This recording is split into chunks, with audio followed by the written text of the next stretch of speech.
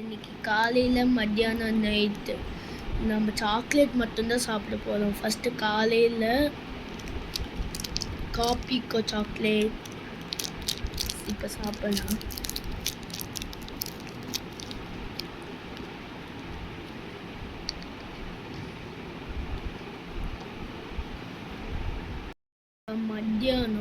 மத்தியானம் நம்மளுக்கு பூமை இதையே சாப்பிட்டது.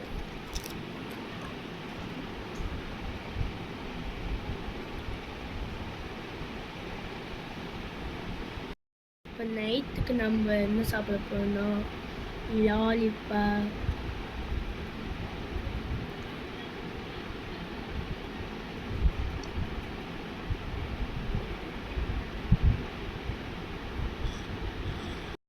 நம்ம 3 வேளைக்கு சாக்லேட்டே சாப்பிட்டாச்சு. இது மாதிரி சாப்பிட்டு வேணும்னா கமெண்ட் பண்ணுங்கள்.